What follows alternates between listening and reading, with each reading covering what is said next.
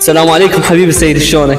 الله يحفظك. عليكم السلام والرحمة ابو ادم الغالي. شنو شعورك وانت اليوم راح تحضر خطوبة السيد حيدر؟ والله صار مبدري وراح اتوجه لهم وما مصدق الله وكتبه ورسله، يعني صدق كذي ما زين شنو رسالتك اليوم؟ صارت الله يثبته ان شاء الله على طريق الهدى والصح. هلا حنوش حبيبي شلونك؟ اهلا وسهلا. شنو شعورك وانت حاضر خطوبة السيد حيدر اليوم؟ انا لحد الان ما مصدق نفسي، كفيلك الله ما مصدق نفسي. يعني جاي اشكر الصبح اقول انا معقول بحلم سيد حيدر يخطب يودع العزوبيه وهاي العالم وين؟ خطوبه سيد حيدر، يعني حدث اهم من دور الاسبان. مرحبا بمير، شلونك اخويا قاسم؟ اخوي ابو ادم، حبيبي شنو رايك انت اليوم حاضر خطوبة السيد حيدر؟ والله هذا الفقر احنا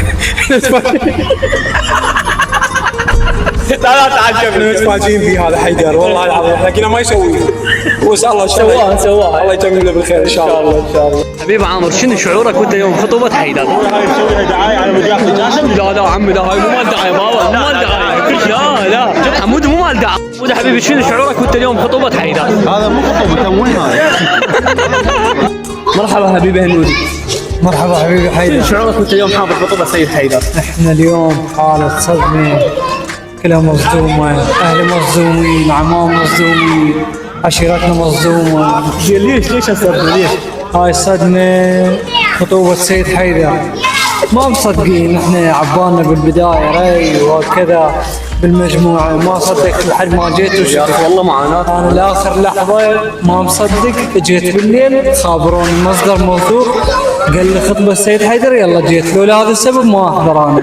شكرا. مرحبا حبيبي ابو حجوري، الله شنو يخليك. شعورك وانت اليوم حاضر خطوبة سيد حيدر؟ والله يا اخوي بعد معاناه، بعد ما نصحناه وقلنا له معود كبر هسه هالمره صدمه والحمد لله والشكر، واليوم ما مصدقين واقفين بخطوبه سيد حيدر.